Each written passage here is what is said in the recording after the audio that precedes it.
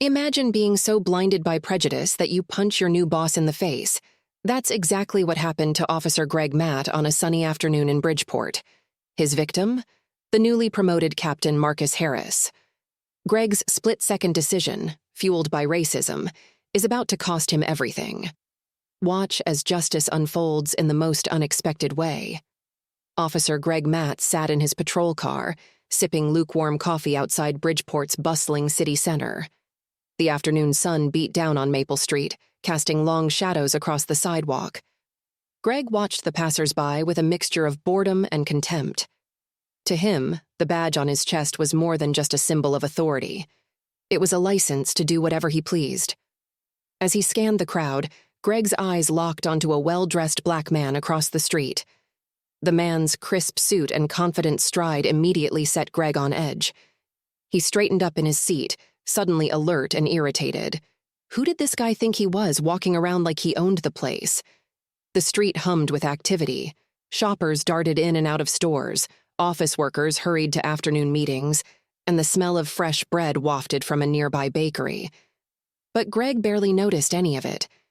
His focus was entirely on the man in the suit, who was now making his way down the sidewalk towards Greg's car. With each step the man took, Greg's irritation grew. He gripped his coffee cup tighter, his knuckles turning white. The very presence of this well-dressed black man seemed to offend Greg on a personal level. Thoughts raced through his mind. Was this guy up to something? Why was he in this neighborhood? Someone needed to put him in his place. As the man drew closer, Greg's heart began to race. He could feel the familiar rush of adrenaline that came before confrontation. The rational part of his brain knew he had no real reason to stop this man, but Greg had long ago learned to ignore that voice. His badge gave him the right to question anyone, anytime. At least that's what he told himself. The tension in the air was palpable as Greg made his decision. He wasn't going to let this guy just walk on by. No, he was going to find out exactly what this man was doing in his part of town. Greg reached for the door handle, his mind already spinning potential scenarios and accusations. With a creak of metal and a slam that echoed down the street, Greg stepped out of his patrol car. The warm afternoon air hit him like a wave, but he barely noticed. His eyes were locked on his target, his jaw set in determination. As he began to approach the well-dressed man, the atmosphere on Maple Street shifted. Passers-by sensed the coming confrontation and gave the officer a wide berth. Little did Greg know, his next actions would set in motion a chain of events that would change his life forever. As he closed the distance between himself and the man in the suit, the air around them seemed to crackle with tension. Greg Matt was about to learn a harsh lesson about the consequences of unchecked prejudice and abuse of power. In a world where appearances often deceive, Marcus Harris was about to shatter every assumption Greg had ever made. The next few moments would redefine power dynamics on Maple Street forever. Marcus stepped out of the cozy cafe, the aroma of freshly brewed coffee still lingering in his nostrils. His crisp suit and polished shoes stood in stark contrast to the casual attire of those around him.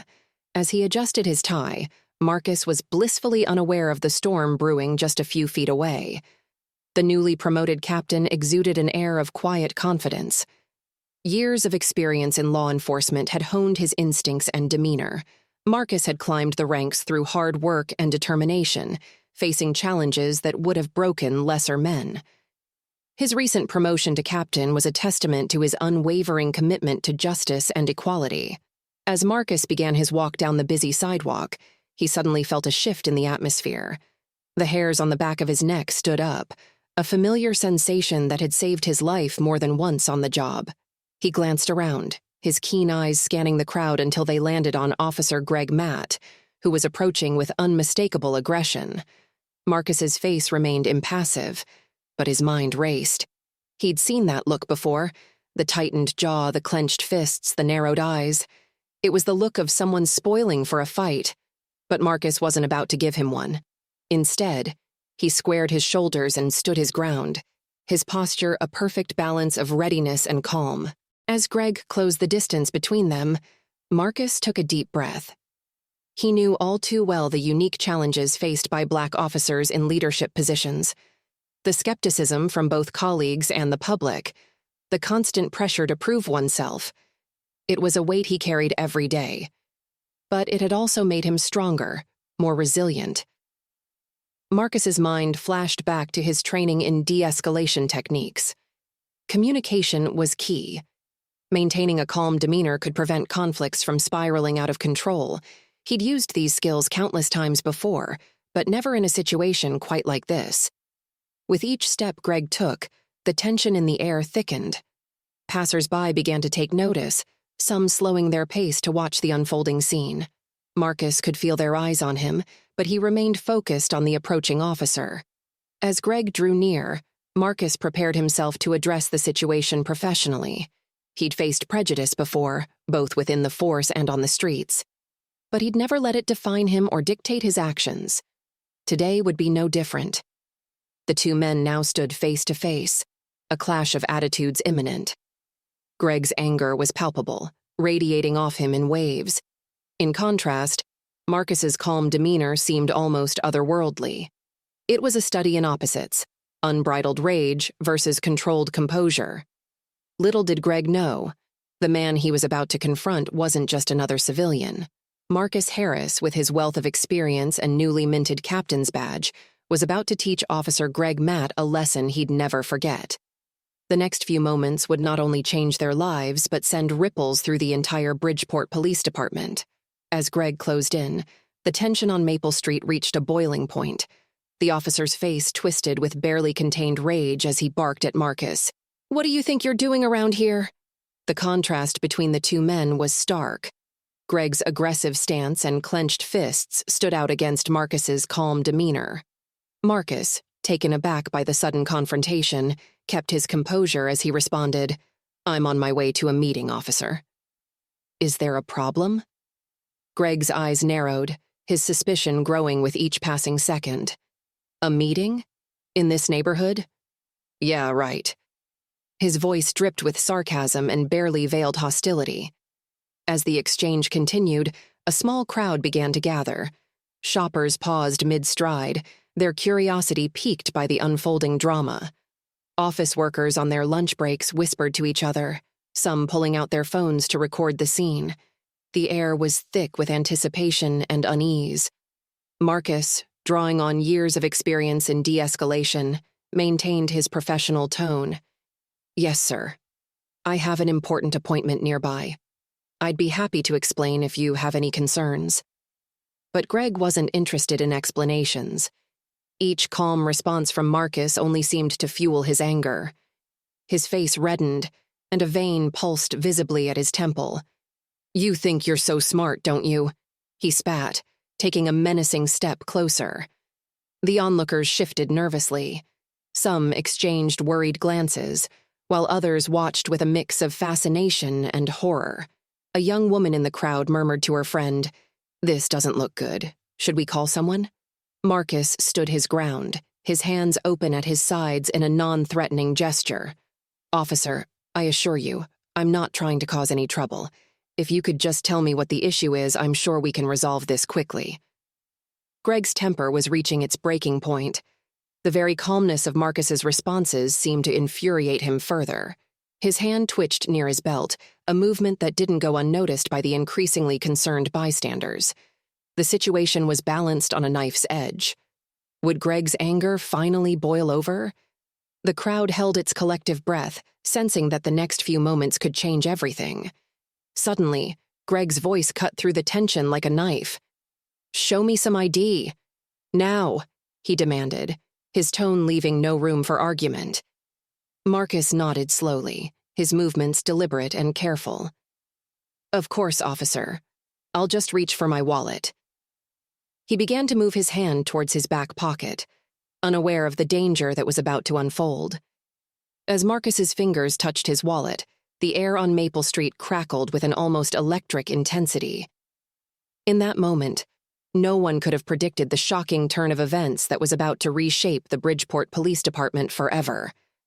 As Marcus's hand moved towards his wallet, time seemed to slow down. The next few moments would reveal the true colors of both men, and the consequences would be far-reaching. What was going through Officer Gregg's mind as he watched Marcus move? The answer would stun everyone present. Gregg's eyes locked onto Marcus's hand, his mind racing with unfounded suspicions. In that split second, years of bias and unaddressed prejudice clouded his judgment. The simple act of reaching for identification morphed into a perceived threat in Gregg's warped perception. Without warning, Gregg lunged forward, his hand clamping down on Marcus's arm with bruising force. The sudden aggression sent shockwaves through the growing crowd of onlookers. Gasps and cries of alarm erupted as the situation escalated in the blink of an eye. Marcus, caught off guard by the unexpected assault, tensed under Gregg's iron grip. His eyes widened in disbelief, the calm demeanor he'd maintained now giving way to genuine shock. The air on Maple Street, once thick with tension, now crackled with palpable fear and outrage. In Gregg's mind, a storm of justifications raged. He told himself this was procedure, that he was neutralizing a potential threat. But deep down, in a part of himself he refused to acknowledge, he knew this was about power. It was about putting this well-dressed black man in his place.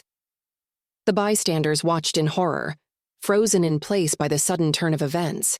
Some fumbled for their phones, desperate to document what was unfolding before their eyes. Others looked around frantically, searching for anyone who might intervene. Marcus, drawing on years of training and experience, fought to maintain his composure. He opened his mouth to speak, to try one last time to de-escalate the situation. But before he could utter a word, Gregg's other hand balled into a fist. Time seemed to stand still as Gregg's arm reared back. The crowd held its collective breath, unable to believe what they were witnessing. In that moment, the true nature of Gregg's prejudice and abuse of power was laid bare for all to see. Then, with a sickening thud that echoed down Maple Street, Gregg's fist connected with Marcus's face. The force of the blow sent Marcus stumbling backward, his hand flying up to his injured cheek. The sound of the punch hung in the air, a stark testament to the shocking violence that had just occurred. As Marcus steadied himself, the crowd erupted in a cacophony of shouts and screams. The peaceful afternoon on Maple Street had been shattered, replaced by a scene of unchecked aggression and injustice. Little did anyone know, this moment of violence would be the catalyst for change that would ripple through the entire Bridgeport Police Department.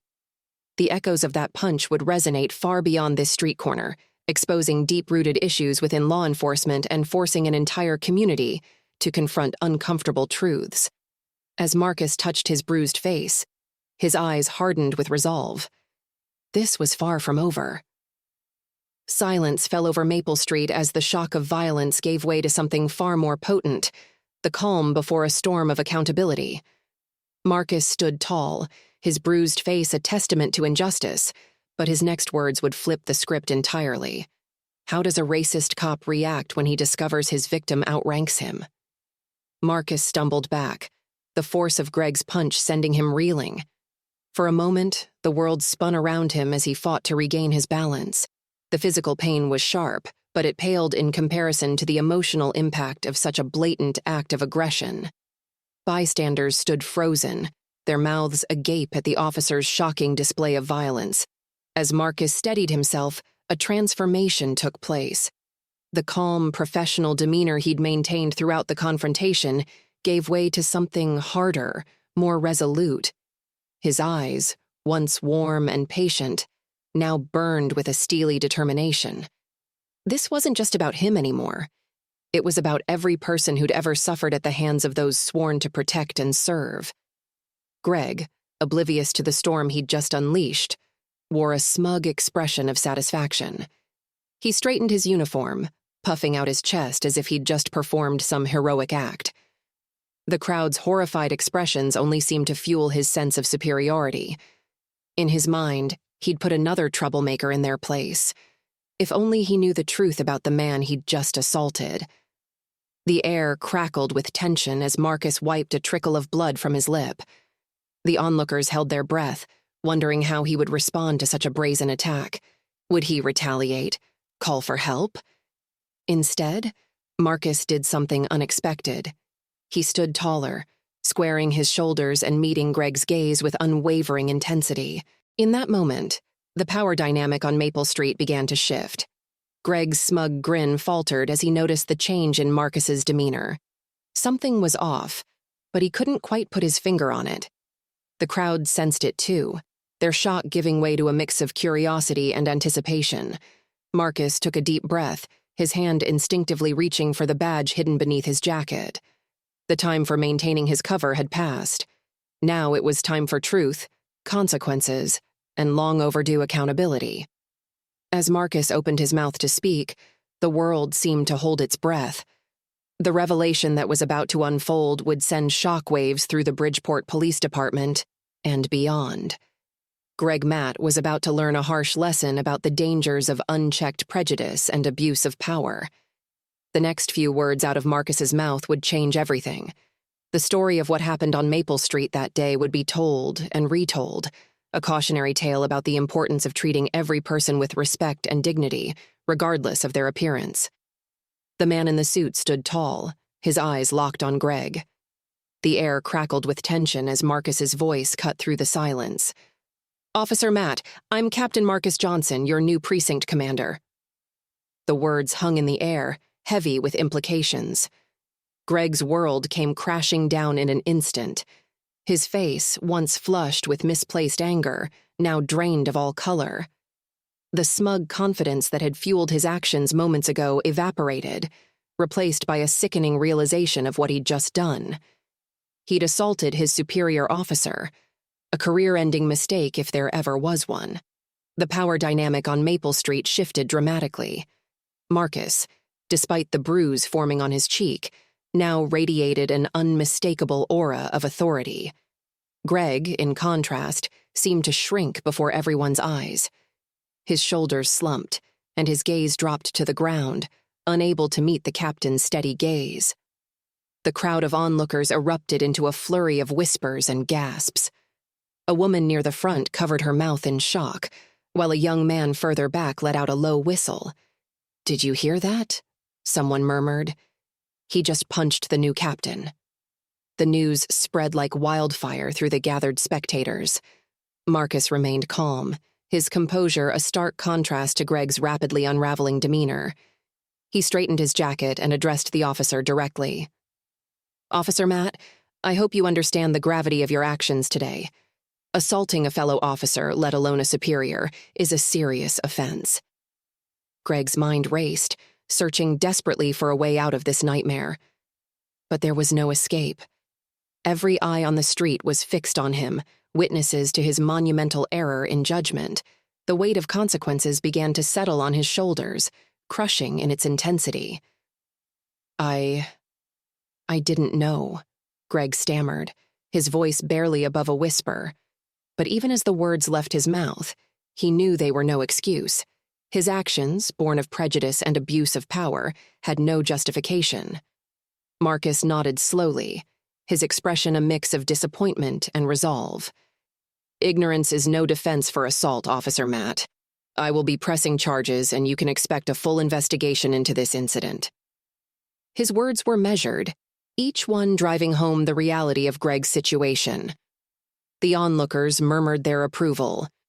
Many had their phones out, recording every moment of this unexpected drama. Greg's reputation was unraveling in real time, his mistake immortalized for all to see. As the gravity of his situation sank in, Greg's mind spun with panic.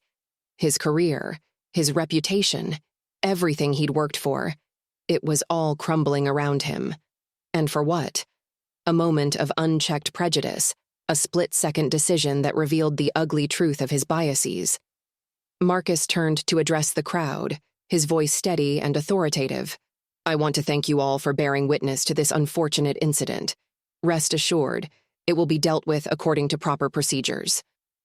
His words carried the weight of promise, a commitment to accountability that sent a ripple of hope through the gathered spectators.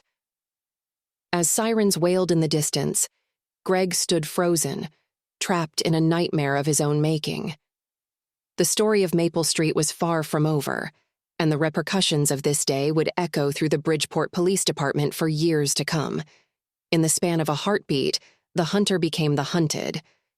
Greg's world was crumbling, But for the bystanders on Maple Street, a new story was just beginning. They were about to witness something they never thought possible: justice served in real time. Marcus stood tall, his bruised face a stark contrast to his composed demeanor. Greg, on the other hand, looked like a deflated balloon. His earlier swagger had vanished, replaced by a look of sheer panic. He opened and closed his mouth, trying to form words, but nothing came out. The realization of what he'd done was sinking in, and it was crushing him. With calm deliberation, Marcus reached into his pocket and pulled out his phone. Greg's eyes widened as he watched his superior officer dial a number. The crowd held its breath, sensing that this simple act was about to change everything. Inside Greg's mind, chaos reigned. How could this have happened? He'd been so sure, so confident in his authority. Now, in the blink of an eye, his entire career was hanging by a thread. He thought of his family, his mortgage, his future, all potentially destroyed by one moment of unchecked prejudice. The bystanders' attitudes were shifting rapidly. Where they had once looked at Greg with fear and Marcus with concern, now their gazes were filled with respect for the captain and disgust for the officer. Whispers rippled through the crowd, and more than a few phones were recording the unfolding drama. "This is Captain Marcus Harris." Marcus spoke into his phone, his voice steady and authoritative. "I need immediate backup at the corner of Maple and 5th. We have an incident of officer misconduct to address." Greg flinched at the words, officer misconduct. He knew what that meant. Internal investigations, possible suspension, maybe even criminal charges. How would his colleagues react when they arrived? Would they stand by him or turn their backs? The uncertainty was almost as bad as the fear. As Marcus ended the call, he turned to address the crowd. "I want to thank you all for remaining calm. Your presence here today as witnesses is crucial. When my fellow officers arrive, please be prepared to provide statements if you're willing." The air was thick with anticipation. In the distance, the faint wail of sirens could be heard, growing louder with each passing second. For Greg, it was the sound of his world coming to an end. For Marcus and the gathered crowd, it was the promise of accountability. As they waited for backup to arrive, Marcus kept a watchful eye on Greg. The disgraced officer stood rooted to the spot, his face a mask of shock and despair. It was a powerful reminder that actions have consequences, and that no one, not even those sworn to uphold the law, is above justice. The sirens grew louder, their urgent cry filling the air of Maple Street. In just a few moments, Greg's colleagues would arrive, and he would have to face the music. The story of what happened here today would spread far beyond this street corner, becoming a catalyst for change in the Bridgeport Police Department and beyond. The wail of sirens grew louder as 2 squad cars screeched to a halt on Maple Street. Sergeant Sarah Parker stepped out, her face a mask of confusion as she took in the scene before her. The crowd of onlookers, the bruised man in a suit, and Officer Greg Matt standing there looking like he'd seen a ghost. None of it made sense. Parker approached cautiously, her eyes darting between Marcus and Greg. "What's going on here?" she asked, her voice laced with concern and a hint of suspicion. Marcus stepped forward, his calm demeanor a stark contrast to the tension in the air. "Sergeant Parker, I'm Captain Marcus Harris, the new precinct commander." He paused, letting the information sink in. "I'm afraid we have a serious situation on our hands. Officer Matt here assaulted me just a few minutes ago." Parker's jaw dropped. She looked at Greg, searching for any sign that this was some kind of misunderstanding. But Greg's pale face and trembling hands told her everything she needed to know. As Marcus explained the details of the confrontation, the other officers who had arrived with Parker gathered around. Their reactions ranged from shock to disbelief to anger. One young officer shook his head in disgust, while another placed a comforting hand on Parker's shoulder. Inside Parker's mind, a war was raging. Greg had been her colleague for years. They'd shared laughs, covered each other's shifts, even attended each other's family barbecues. How could he have done something so reckless, so blatantly wrong? The weight of her duty pressed down on Parker like a physical force. She knew what needed to be done, but the thought of arresting one of her own made her stomach churn. She glanced at the crowd, their phones still recording every moment. This wasn't just about Greg anymore. It was about the integrity of the entire department. Marcus sensed Parker's internal struggle. "Sergeant," he said gently, "I know this is difficult, but we have a responsibility to uphold the law, no matter who breaks it." Parker nodded slowly, her resolve strengthening with each passing second. She turned to face Greg, her voice steady despite the turmoil in her heart. "Officer Greg Matt, you're under arrest for assault. You have the right to remain silent. Anything you say can and will be used against you in a court of law." As Parker read Greg his rights, the other officers moved in. The click of handcuffs echoed through the suddenly silent street. Greg didn't resist. He simply stood there, his eyes fixed on the ground, as his world came crashing down around him. The crowd watched in stunned silence as Greg was led to one of the squad cars. This wasn't how anyone had expected their afternoon to unfold. But as Greg was placed in the back seat, there was a palpable sense that justice was being served. As the car door slammed shut, Greg's gaze finally met Parker's. In that moment, she saw the full weight of his actions settle on his shoulders. The squad car pulled away, leaving behind a changed Maple Street and a police department on the brink of transformation. As the cold metal of the handcuffs closed around Greg's wrists, the reality of his situation finally sank in. His colleagues, faces etched with a mix of disappointment and disbelief, carried out Sergeant Parker's orders with reluctant professionalism. Greg's world, once so certain and defined by his badge, was crumbling around him. The weight of the handcuffs seemed to pull Greg down, both physically and emotionally. His shoulders slumped and his eyes, once filled with misplaced anger, now darted around nervously, unable to meet the gaze of his fellow officers or the crowd of onlookers. The crisp uniform he had worn with such pride now felt like a costume, a painful reminder of the position he had just lost. In stark contrast, Captain Marcus Harris stood tall, his composure unwavering despite the bruise forming on his face. His calm demeanor seemed to radiate through the chaotic scene, a testament to his leadership and integrity. As Greg was led to the waiting squad car, Marcus's eyes followed him, not with anger or triumph, but with a mix of sadness and resolve. The crowd on Maple Street watched in stunned silence as the unthinkable unfolded before them. A police officer, sworn to protect and serve, was being arrested by his own colleagues. Some whispered among themselves, while others continued to record the scene on their phones, ensuring that this moment would live on long after the sirens faded. As Greg was guided into the back of the squad car, the immediate consequences of his actions loomed large. His career, built over years of service, lay in ruins. The thought of facing an internal investigation, possible criminal charges, and the disappointment of his family and friends weighed heavily on his mind.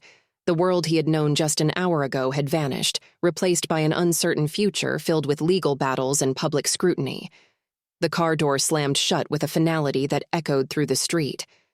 Through the window, Greg's eyes met Sergeant Parker's one last time. In that brief moment, a lifetime of shared experiences and shattered trust passed between them. As the car pulled away from the curb, the gravity of Greg's actions settled over the scene like a heavy fog. The onlookers began to disperse, their afternoon forever changed by what they had witnessed. Captain Harris turned to address the remaining officers, his voice steady as he began the difficult task of guiding his team through the aftermath of this incident. The story of what happened on Maple Street that day would ripple through the police department and the community, sparking difficult conversations about bias, accountability, and the true meaning of justice. As the squad car disappeared around the corner, it carried with it not just a disgraced officer, but also the stark reminder that even those entrusted with upholding the law are not above it.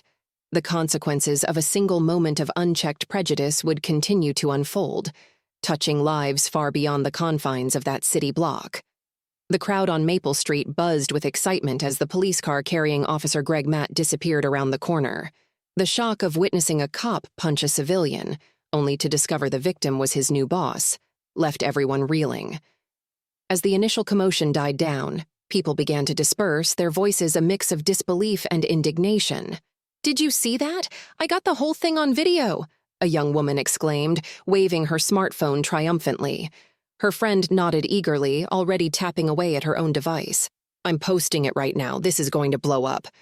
The potential for the incident to go viral added a new layer of tension to the already charged atmosphere.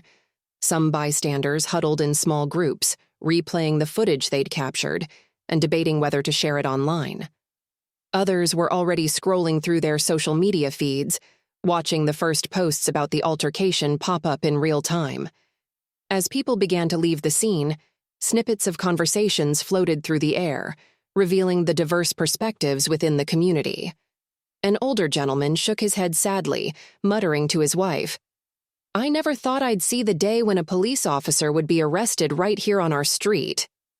A group of young activists nearby overheard him and jumped into the conversation. "This is exactly why we need police reform," one of them argued passionately. "How many times has this happened without anyone recording it?" The incident had struck a nerve, bringing long-simmering tensions between the community and law enforcement to the surface. Some defended the police, arguing that one bad apple shouldn't tarnish the entire force. Others saw it as confirmation of their worst fears about systemic racism and abuse of power. As the crowd thinned, a local shop owner stepped out onto the sidewalk, shaking her head in disbelief. "I've known Greg for years," she said to no one in particular. "He always seemed like such a nice guy. Goes to show you never really know someone, I guess." The air was thick with anticipation, as people wondered how this incident would affect community-police relations moving forward. Would it lead to meaningful changes within the department, or would it only deepen the divide between law enforcement and the people they were sworn to protect?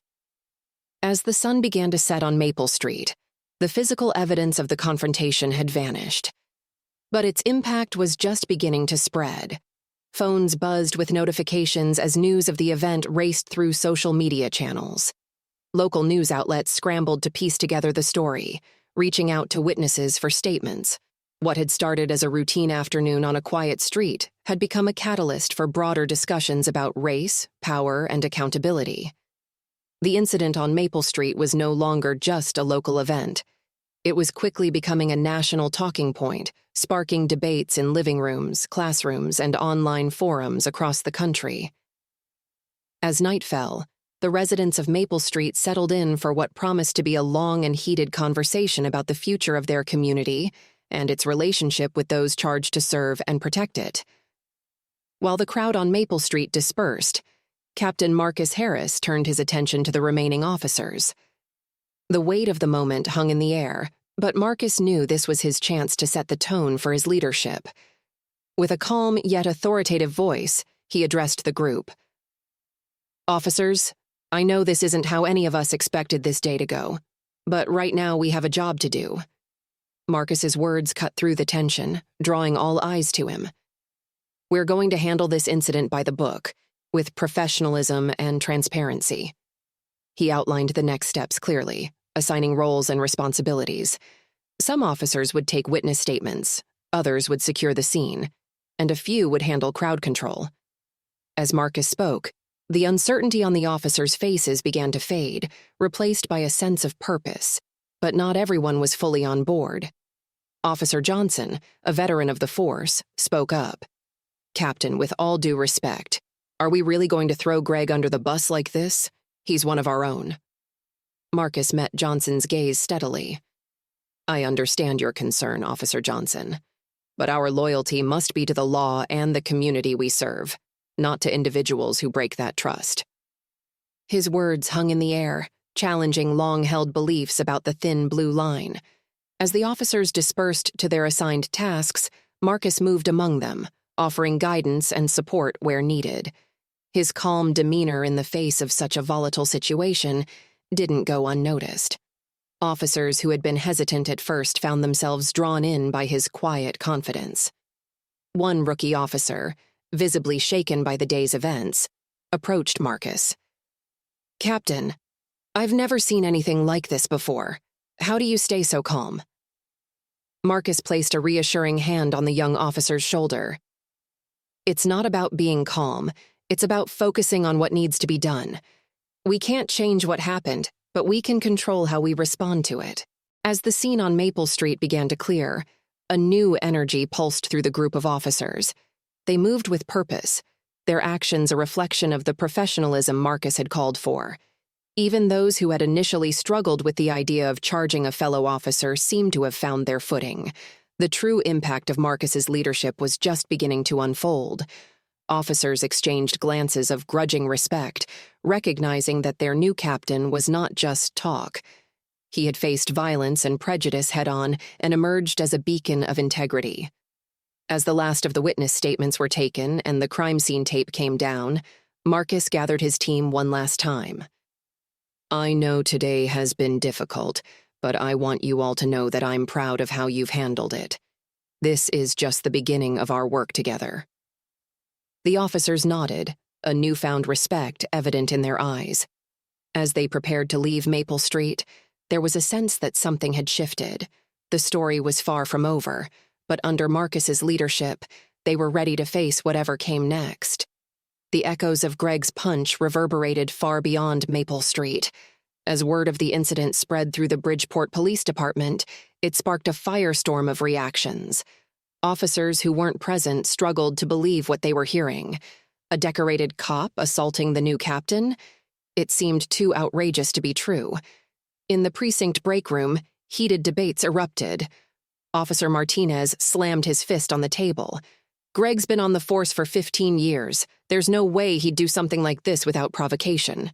His partner, Officer Chen, shook her head. Wake up, Carlos. We all know Greg's had issues with his temper. This was bound to happen sooner or later.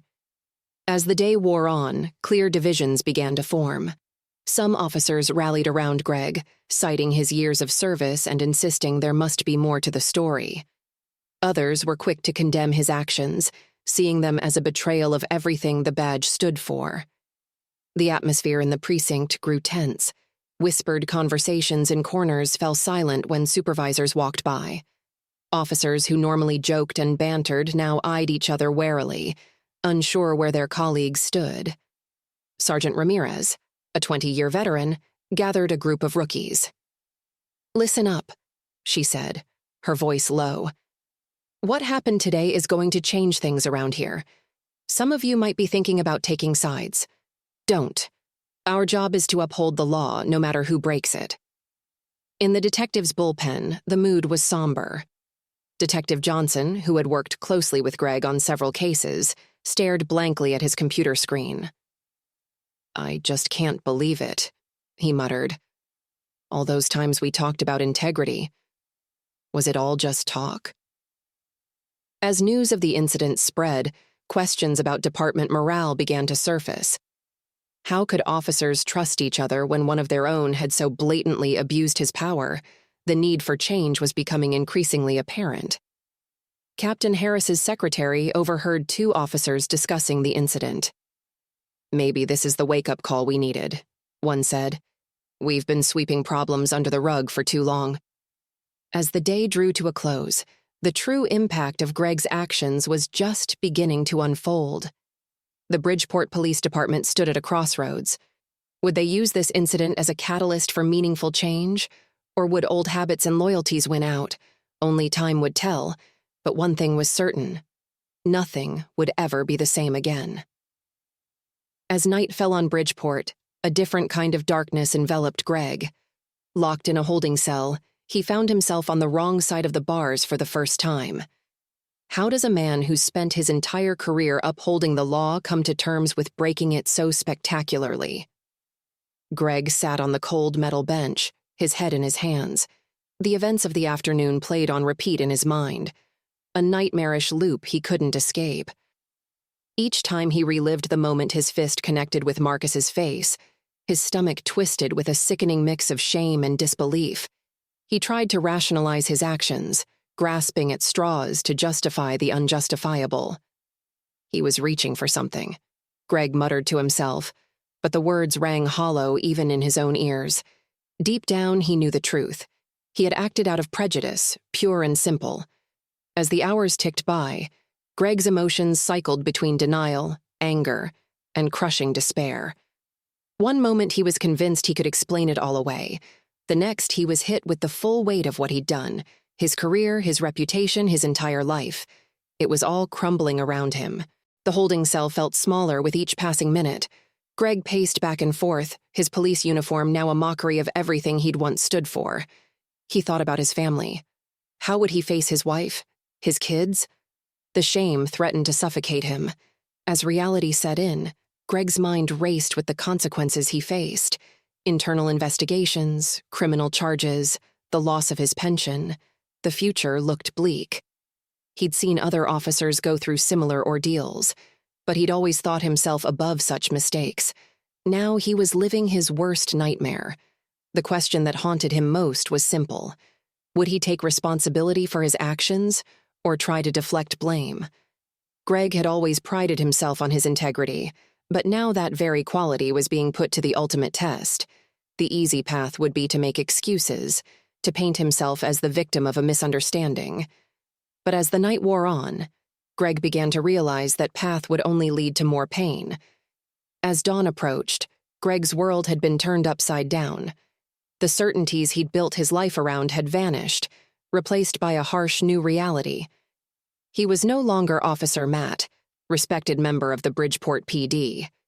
He was just Greg, a man facing the consequences of a moment's prejudice and poor judgment. In the quiet of the holding cell, as the first light of day began to filter through the small window, Greg made a decision. He would face what was coming head-on. It wouldn't be easy, but it was the only way forward. As he waited for what the new day would bring, Greg understood one thing clearly. His life would never be the same again. Dawn broke over Bridgeport, but the story of Officer Greg Matt's shocking assault on Captain Marcus Harris was already racing ahead of the sun. Local news outlets, always hungry for a juicy story, pounced on the incident like starved wolves. Reporters swarmed Maple Street, accosting anyone who might have witnessed the altercation. "I saw the whole thing," declared one excited bystander, waving her phone in the air. "Got it all on video, too." Her words set off a frenzy among the journalists, each desperate to be the first to break the story in full. Inside the Bridgeport Police Department, phones rang off the hook. The pressure to make a public statement was mounting by the minute. Captain Harris found himself caught between a rock and a hard place. He knew the importance of transparency, but he also understood the need to protect the integrity of the ongoing investigation. In the digital age, managing public perception was like trying to hold back a tidal wave with a broom. Social media was already ablaze with conflicting accounts and heated debates. Some defended Greg, citing his years of service. Others called for his immediate dismissal and prosecution. Different news sources framed the incident in wildly divergent ways. The Bridgeport Gazette took a measured approach, sticking to the facts as they were known. "Officer arrested after altercation with superior," their headline read. But other outlets were less restrained. "Racist cop punches black captain. A department in crisis?" screamed one sensationalist blog. As the story gained traction, national news networks began to take notice. What had started as a local incident was rapidly transforming into a nationwide talking point. Pundits and commentators from across the political spectrum weighed in, each putting their own spin on the events. The big question on everyone's mind was how this media circus would affect the case against Greg. Would the intense scrutiny lead to a fair and impartial investigation? Or would public opinion sway the outcome before the facts were fully known? By the time the sun had fully risen over Bridgeport, the story had taken on a life of its own. It was no longer just about Greg Matt and Marcus Harris. It had become a lightning rod for discussions about police brutality, racial profiling, and the need for systemic reform in law enforcement. As Captain Harris prepared to face the media gauntlet, he couldn't help but wonder how this would all play out. One thing was certain. The eyes of the nation were now fixed firmly on Bridgeport, and the pressure to get this right was more intense than ever. While the media storm raged outside, Captain Marcus Harris stepped into the precinct for his first official day. The atmosphere inside was thick with tension, a far cry from the warm welcome he'd expected. Officers shuffled about, their eyes darting nervously in his direction before quickly looking away. It was clear that yesterday's incident had shaken the entire department to its core. Marcus took a deep breath, steeling himself for the challenge ahead. He knew he couldn't ignore the elephant in the room, but he also needed to establish his authority. As he made his way through the bullpen, he could feel the weight of every gaze upon him. Some officers nodded respectfully, while others seemed to shrink away, unsure how to react to their new leader. Officer Rodriguez, a veteran of the force, approached Marcus with a hesitant smile. "Welcome, Captain," he said, his voice barely above a whisper. We're glad to have you here." The uncertainty in his tone spoke volumes about the precinct's current state of mind. Marcus thanked Rodriguez warmly, then turned to address the room at large. "Good morning, everyone," he said, his voice calm but firm. "I know we're all dealing with a difficult situation, but we have a job to do. Let's focus on serving our community to the best of our abilities." His words seemed to have a mixed effect. Some officers straightened up, clearly appreciating his no-nonsense approach. Others exchanged worried glances, perhaps wondering if their new captain was sweeping yesterday's events under the rug. As Marcus made his way to his office, he overheard snippets of conversation. "Can you believe he's just carrying on like nothing happened?" one officer muttered. Another replied, "What's he supposed to do?" "We can't just stop working because of one bad apple." Inside his office, Marcus took a moment to collect his thoughts. He knew that handling this unprecedented first day would require a delicate balance of empathy and authority. The last thing he wanted was for the department to fracture further. After a few minutes of contemplation, Marcus made a decision. He stepped out of his office and announced, "I'm calling a department-wide meeting in 30 minutes. Everyone's attendance is mandatory." The precinct buzzed with nervous energy as officers speculated about what their new captain might say. Would he lay down the law? Offer words of comfort? As the minutes ticked by, the tension in the air grew almost unbearable. Finally, it was time. Officers filed into the conference room, filling every available seat and lining the walls. Marcus stood at the front, his presence commanding attention despite the lingering bruise on his face. As he prepared to speak, the room fell silent. Every officer held their breath, waiting to hear how Captain Marcus Harris would address the incident that had turned their world upside down. In that moment, the future of the Bridgeport Police Department hung in the balance, and everyone knew it. Captain Marcus Harris stood before the assembled officers, his presence commanding attention despite the lingering bruise on his face. The room fell silent as all eyes focused on their new leader. Marcus took a deep breath, his gaze sweeping across the faces of his team.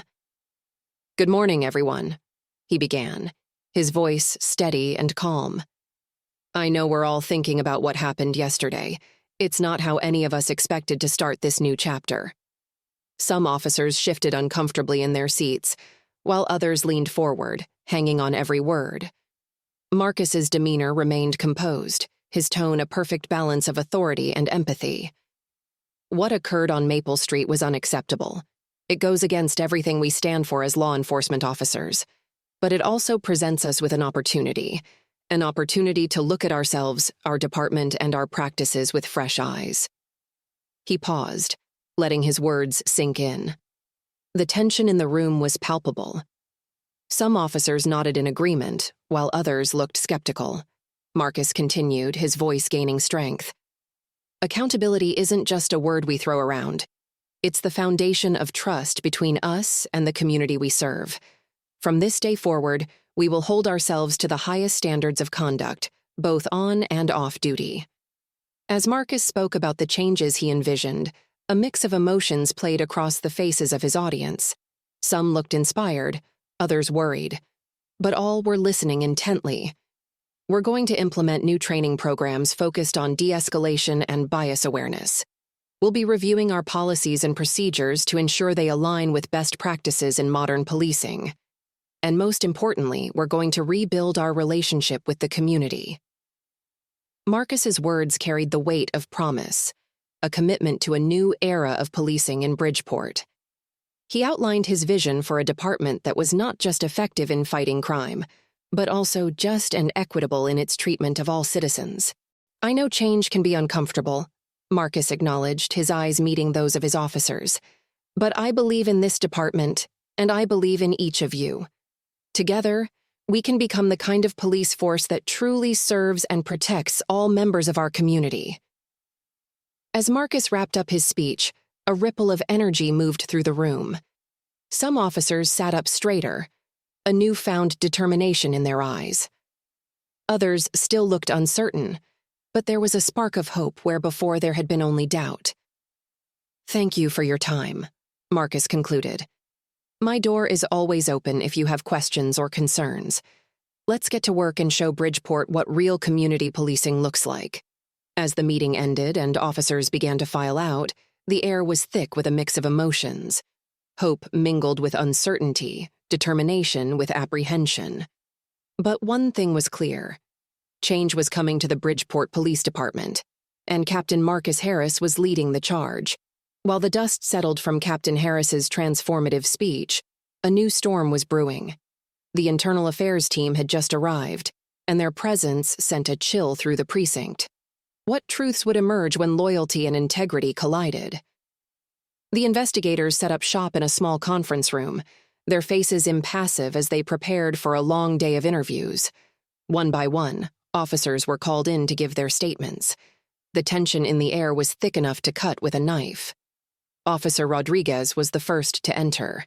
His hands trembled slightly as he sat down across from the stern-faced investigators.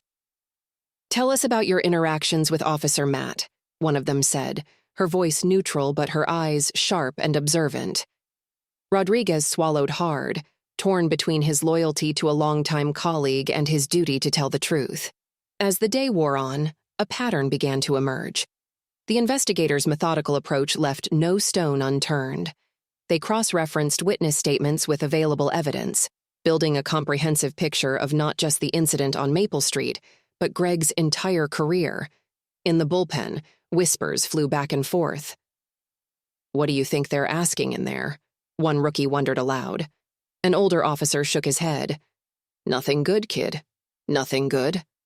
The blue wall of silence that had protected officers for so long was beginning to crumble.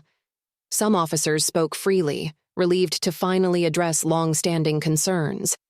Others struggled, their words halting as they grappled with the implications of their testimony.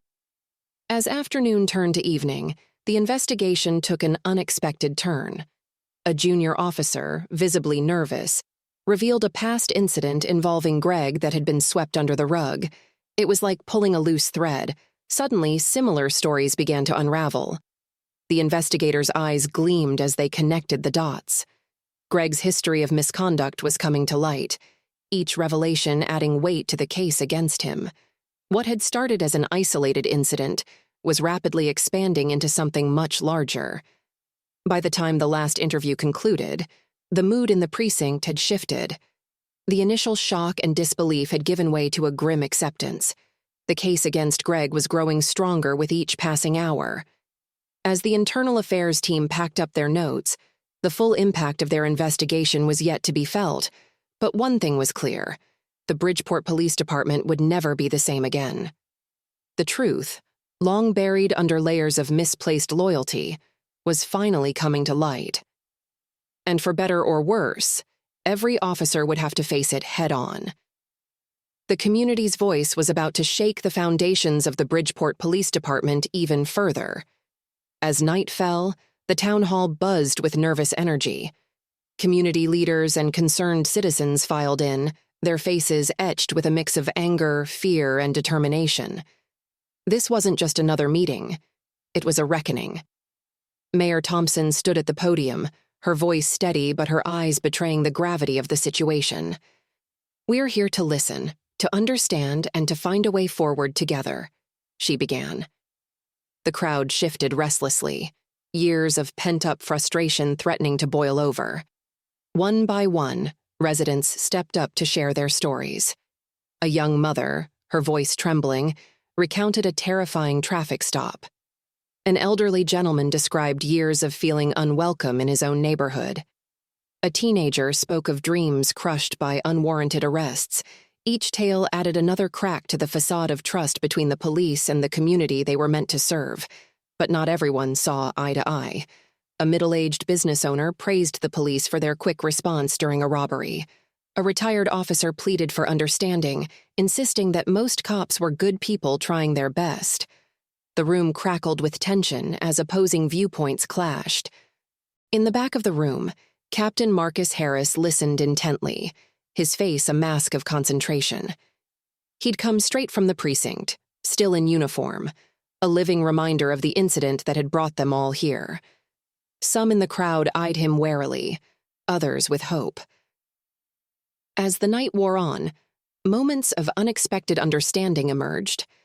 A young activist and a veteran officer found common ground in their desire for a safer community. A victim of police harassment and a supportive neighbor hugged, their shared humanity bridging the divide. But the big question hung in the air, unspoken but omnipresent. How would the police department respond to these concerns? The community had laid their hearts bare. Would it lead to real change, or was this just another exercise in futility? As the meeting drew to a close, Mayor Thompson invited Captain Harris to speak. The room fell silent as he approached the podium. Marcus took a deep breath, his eyes scanning the crowd. "I hear you," he began, his voice firm but empathetic. "Your experiences, your pain, your anger, I hear it all. And I promise you, things will change." He outlined concrete steps, new training programs, community oversight committees, and a complete overhaul of the department's use of force policies. "We won't solve everything overnight," Marcus admitted, "but we're committed to doing the work, day by day, to rebuild your trust." As the crowd filed out into the cool night air, the mood was a complex tapestry of emotions. Skepticism lingered. They'd heard promises before. But there was also a cautious glimmer of hope. Maybe, just maybe, this time would be different. The town hall meeting had ended, but the real work was just beginning. The path ahead was long and uncertain, but for the first time in years, both the community and the police department were taking those first tentative steps together. While the media frenzy raged outside, Greg Matt stepped into the courthouse, his world forever changed. Gone was the confident swagger of a decorated officer. In its place stood a man broken by his own actions, facing the consequences of a moment's prejudice. The courtroom buzzed with tension as Greg took his place beside his attorney. Reporters scribbled furiously in their notebooks, their eyes darting between Greg and the sea of faces filling the gallery. Fellow officers sat stone-faced, their expressions unreadable. Community members whispered among themselves, some with anger, others with a grim satisfaction. Greg's appearance told a story of its own. His usually crisp uniform was replaced by an ill-fitting suit that seemed to hang off his frame. Dark circles under his eyes spoke of sleepless nights, and his hands trembled slightly as he stood before the judge. This was a far cry from the man who had patrolled Maple Street with such authority just days ago. As the charges were read, a hush fell over the courtroom. Assault on a superior officer, misconduct, abuse of power. Each charge seemed to weigh Greg down further, his shoulders slumping with every word. When asked for his plea, Greg's voice cracked as he uttered two words that would set the stage for a legal battle that would captivate the nation. Not guilty. A collective gasp rippled through the gallery. Officer Rodriguez, seated in the back, shook his head in disbelief. A young activist clenched her fists, her face a mask of fury. Even Greg's staunchest supporters among the force couldn't hide their surprise. What strategy could his defense team possibly employ in the face of such overwhelming evidence? The judge's gavel cut through the murmurs, restoring order. With a stern voice, he set a trial date for 3 months hence and laid out strict bail conditions. Greg was to surrender his badge and gun, have no contact with any members of the police force, and remain under house arrest, except for meetings with his attorney. As Greg turned to leave the courtroom, he locked eyes with Captain Marcus Harris, who sat quietly observing the proceedings. For a brief moment, shame and regret flashed across Greg's face. But it was quickly replaced by a hardened resolve. The battle lines were drawn. Outside, a storm awaited. As Greg descended the courthouse steps, he was engulfed by a sea of flashing cameras and shouting reporters. Officer Matt, how do you respond to allegations of racial bias? Do you regret your actions? What do you say to those calling for your immediate dismissal? The questions came rapid fire, each one a blow to Greg's already fragile psyche. Beyond the press corps, a crowd of protesters had gathered. Their chants echoed off the courthouse walls. No justice, no peace. Racism has no badge. Greg's eyes darted frantically, searching for an escape route. In that moment, he realized that no matter the outcome of his trial, nothing would ever be the same again. As the dust settled from Greg's court appearance, Captain Marcus Harris wasted no time implementing sweeping changes at the Bridgeport Police Department. The precinct buzzed with nervous energy as officers gathered for the first day of mandatory training on de-escalation techniques and bias awareness. Some embraced the opportunity for growth, while others grumbled about political correctness gone mad. The training room was a mix of eager faces and crossed arms, as the instructor, a former officer-turned-consultant, took her place at the front. "Today we're going to challenge everything you think you know about policing," she began. Her words sent a ripple of unease through the room. Officer Rodriguez leaned forward, intrigued, while his partner, Officer Chen, rolled her eyes. The new program was intense and immersive. Role-playing scenarios forced officers to confront their biases head-on. In one exercise, participants had to navigate a tense situation without resorting to force. Officer Johnson, a 20-year veteran, struggled to adapt. "This is ridiculous," he muttered. "Sometimes you need to show who's boss." But as the day wore on, even he began to see the value in the new approaches. Not everyone was on board, though. A group of officers huddled during breaks, their whispers filled with skepticism. "This touchy-feely stuff is going to get us killed," one insisted.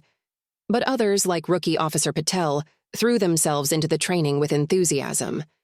"This is why I joined the force," she said, "to make a real difference." As weeks passed, the impact of the training began to show. Reports of excessive force dropped by 20%. Community complaints decreased. Officers who once relied on intimidation found themselves resolving conflicts through communication. Even the skeptics had to admit that something was changing. But the real test came on a sweltering Friday night. A routine traffic stop escalated quickly, with the driver becoming agitated and confrontational. In the past, it might have ended with handcuffs or worse. But Officer Rodriguez, drawing on his new training, managed to de-escalate the situation. As he walked back to his cruiser, he couldn't help but smile. Maybe this new approach wasn't so bad after all. The shift in department culture was subtle but undeniable. Officers began to see themselves not just as enforcers of the law, but as guardians of the community.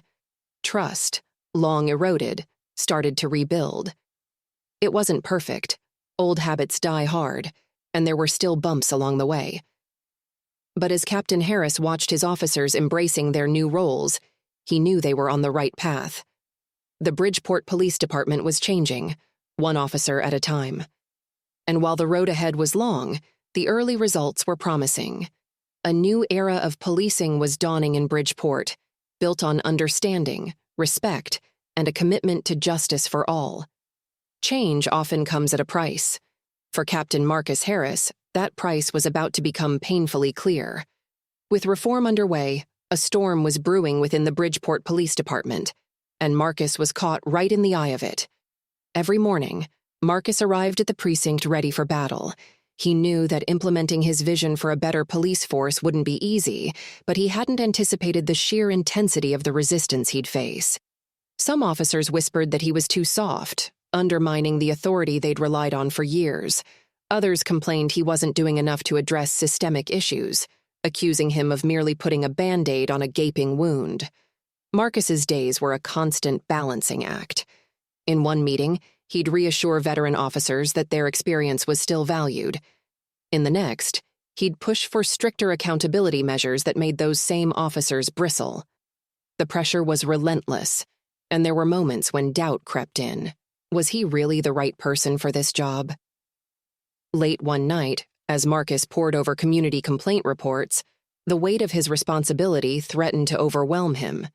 He thought of Greg, of the incident that had started it all, and wondered if he was truly making a difference or just rearranging deck chairs on a sinking ship. But Marcus wasn't one to give up easily. He drew strength from unexpected places. A rookie officer thanked him for the new training, saying it had helped her connect better with the community. A local activist, once a fierce critic, reached out to offer support for Marcus's reform efforts. These small victories fueled his determination. As weeks passed, signs of positive change began to emerge. Use of force incidents decreased, community feedback improved. Even some of the initial skeptics started to come around, seeing the benefits of the new approach. Marcus knew they had a long way to go, but for the first time since taking the job, he felt a glimmer of hope. The true test came during a tense standoff downtown. Marcus arrived on the scene to find his officers handling the situation with a level of calm and professionalism he'd only dreamed of months ago. As the crisis was peacefully resolved, Marcus realized that his leadership, despite the intense pressure, was making a real difference. The road ahead was still long and fraught with challenges. But as Marcus looked out over his changing department, he knew that the struggle was worth it. Bridgeport was on the path to becoming a model for what modern policing could be, and Marcus Harris was leading the charge, one difficult day at a time. Marcus's vision for change was about to face its greatest test yet.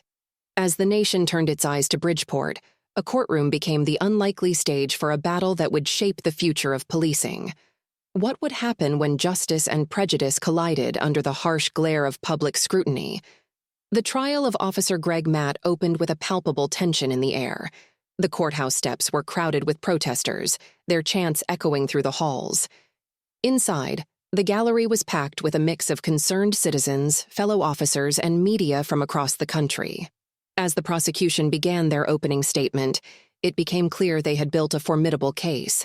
They outlined a pattern of behavior that went beyond the incident on Maple Street, painting a picture of an officer who had abused his power multiple times. The video evidence from bystanders' phones played on a large screen, forcing many in the courtroom to look away as Greg's fist connected with Marcus's face. Greg's defense team, however, wasn't going down without a fight. They argued that the incident was a tragic misunderstanding, a split-second decision made in the heat of the moment. They pointed to Greg's years of service, his commendations, and his role in the community. But as witness after witness took the stand, their narrative began to crumble. Officer Rodriguez, visibly nervous, recounted previous incidents where Greg had shown bias against minorities. His testimony sent murmurs through the courtroom, and several jurors were seen taking extensive notes. A community leader spoke about the fear and distrust Greg's actions had sown in the neighborhood. But it was Marcus's testimony that truly turned the tide. He took the stand with quiet dignity, the bruise on his face long faded, but the memory of that day still fresh. Marcus spoke calmly and factually about the encounter, his words carrying the weight of both personal experience and professional authority. Officer Matt's actions that day were not just an assault on me, Marcus stated, his voice steady. They were an assault on the very principles of justice and equality that we, as law enforcement officers, are sworn to uphold. As Marcus described the incident and its aftermath, the courtroom hung on his every word. Greg's attorney attempted to shake his testimony during cross-examination, but Marcus remained unflappable. His account dealt a severe blow to the defense's claims of misunderstanding or justifiable action. As the trial progressed, the community of Bridgeport held its collective breath. The outcome of this case would do more than determine one man's fate. It would set the tone for the future of policing in their city and perhaps the nation. The verdict, when it came, would echo far beyond the walls of this courtroom. As Greg's trial unfolded, a silent battle raged within the walls of the Bridgeport Police Department. Officers who had once worked side by side found themselves on opposite sides of an ideological chasm. The precinct, once a symbol of unity, now crackled with tension. In the break room, heated debates erupted over coffee and stale donuts. Officer Johnson, a 20-year veteran, slammed his fist on the table. "Greg's one of us. We can't just throw him to the wolves." His partner, Officer Chen, shook her head. "If we don't hold our own accountable, How can we expect the public to trust us? The divide wasn't just emotional, it was physical. Officers who supported Greg clustered together, shooting suspicious glances at those who backed Marcus's reforms. Rookie cops found themselves caught in the crossfire, unsure which side to take. As the trial progressed, the strain on working relationships became unbearable. Partners who had once trusted each other with their lives now struggled to communicate during routine patrols. The tension spilled over into their interactions with the public, threatening the very reforms Marcus had worked so hard to implement. In the detective's bullpen, the atmosphere was equally charged. Detective Rodriguez, once Greg's close friend, now found himself isolated. His decision to testify against Greg had branded him a traitor in the eyes of many. The cold shoulders and whispered insults wore him down, making every day a struggle. Marcus watched as his department teetered on the brink of dysfunction. He knew that if this divide wasn't addressed, it could undermine everything they'd worked for. The community was finally starting to trust them again. They couldn't afford to let internal strife undo all that progress. Late one night, as Marcus pored over personnel files, an idea struck him. He couldn't force his officers to agree, but he could remind them of their shared purpose. The next morning, he announced a series of team-building exercises, mandatory for all officers. The first session was tense, to say the least. Officers sat with arms crossed, eyeing each other warily. But as they worked through scenarios that required cooperation, something began to shift. Slowly, the walls started to come down. By the third session, even the most stubborn officers had to admit that something was changing. They weren't best friends, but they were talking again, laughing even. As they tackled complex problems together, they were reminded of why they'd become cops in the first place.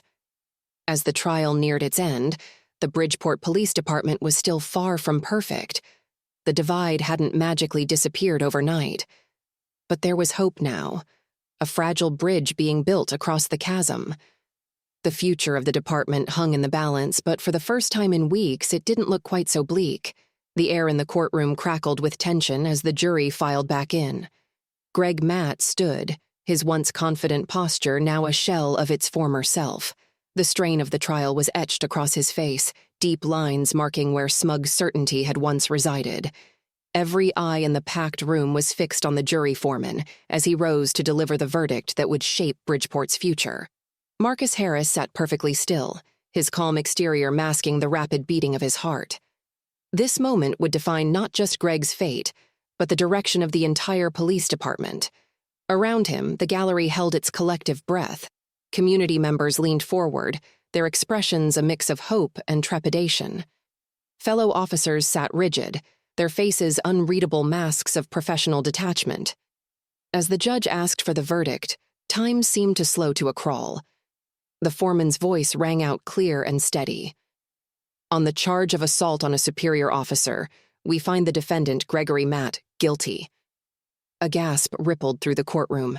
Greg's shoulders slumped visibly, the weight of his actions finally crashing down upon him. But it wasn't over.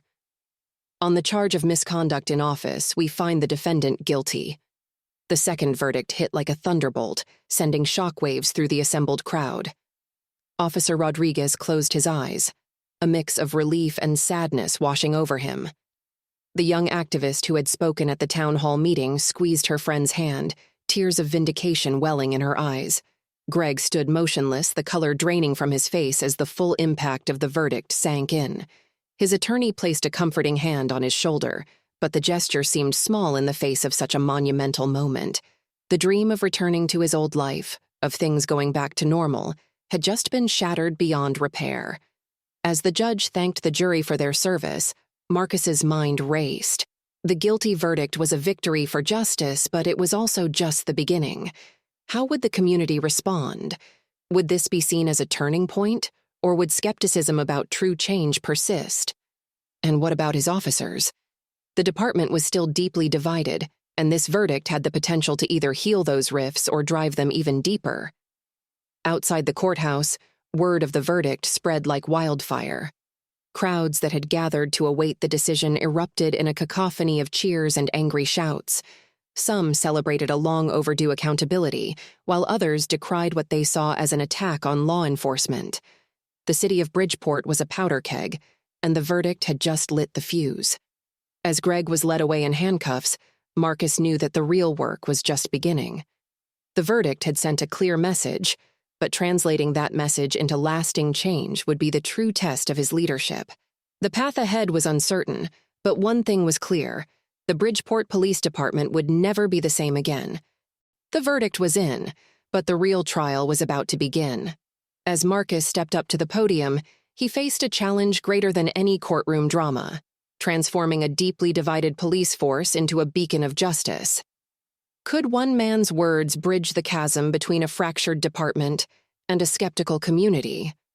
Marcus took a deep breath, his eyes scanning the sea of reporters and officers before him.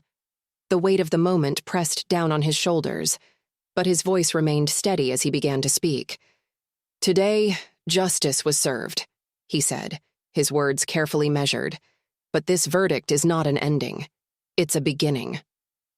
The room hung on his every word as Marcus acknowledged the difficult road ahead. He spoke of the need for accountability, but also of empathy for the officers who put their lives on the line every day. It was a delicate balance, and Marcus walked the tightrope with practiced skill. "We cannot ignore the mistakes of the past," Marcus continued, his tone firm but not accusatory. "But we also cannot let them define our future. From this day forward, we commit ourselves to rebuilding trust with the community we serve." As Marcus outlined his vision for the department, a spark of hope ignited in the eyes of some officers. Others remained skeptical, their arms crossed and brows furrowed.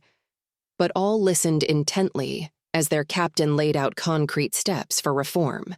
"We will implement a comprehensive review of our use of force policies," Marcus announced. "We'll expand our community outreach programs and establish a civilian oversight committee. And most importantly, we'll invest in ongoing training to ensure that every officer has the tools they need to serve and protect all members of our community equally." The reporters' pens scratched furiously across notepads as Marcus spoke. His words were more than just promises, they were a roadmap for change. As he concluded his speech, a sense of cautious optimism filled the air.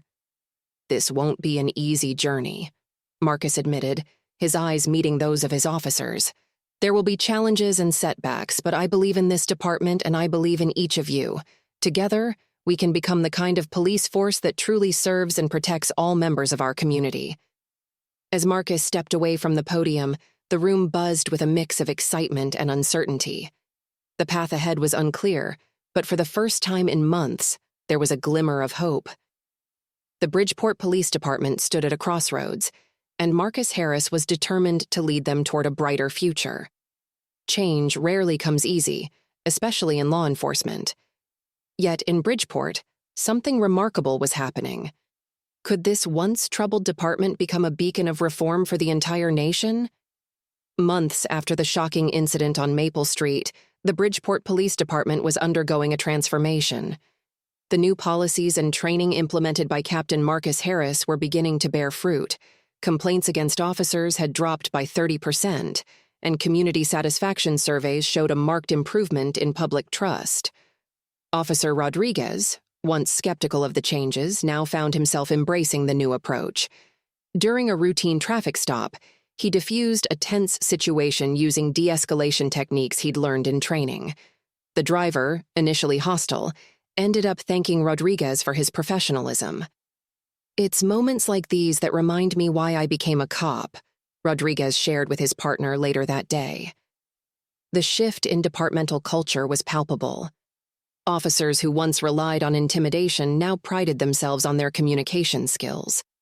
Rookie Officer Patel had become a standout, her natural empathy amplified by the new training.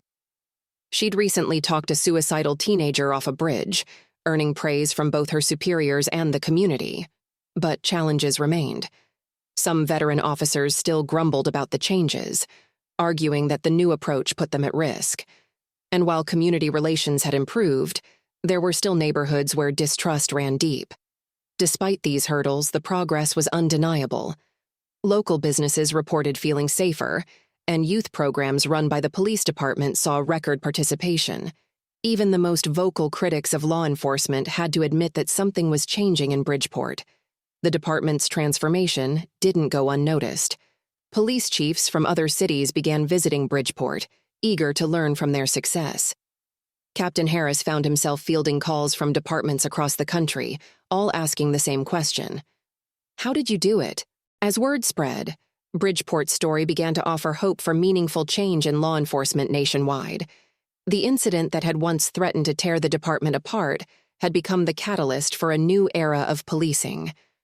1 year after the fateful day on Maple Street, Captain Harris stood before his officers at their annual meeting. "We've come a long way," he said, his voice filled with pride. "But our journey is far from over. Every day we have the opportunity to build trust, to serve with compassion, and to make Bridgeport a safer place for everyone." As the officers filed out of the meeting room, there was a sense of purpose in their steps. The Bridgeport Police Department had become more than just a law enforcement agency. It had become a model for what policing could be in the 21st century. And for the citizens of Bridgeport, that made all the difference. As the dust settled on Bridgeport's transformation, the ripples of change spread far beyond its borders. The story of one department's journey from scandal to redemption became a beacon of hope for communities nationwide. But true change is never a destination. It's an ongoing journey that requires constant vigilance and commitment. The power of accountability and strong leadership had reshaped Bridgeport's police force. Officers who once relied on force now prided themselves on their ability to de-escalate tense situations. Community members who once eyed the police with suspicion now saw them as partners in building a safer city. Yet challenges remained. Old habits die hard, and pockets of resistance still lingered within the department. Some community members remained skeptical, their trust eroded by years of mistreatment. The work of rebuilding bridges was far from over. As one community leader wisely noted, true reform comes from understanding and collaboration, not from fear and aggression. These words became a mantra for Bridgeport's ongoing efforts. The city had taken its first steps towards a more just and equitable system of law enforcement. But the journey ahead was long. The tale of Bridgeport serves as a reminder that change is possible, even in the face of deeply entrenched problems. It's a call to action for communities everywhere to demand accountability, for officers to embrace new ways of serving, and for leaders to have the courage to challenge the status quo. The path to justice and equality for all is never easy, but it's a journey worth taking.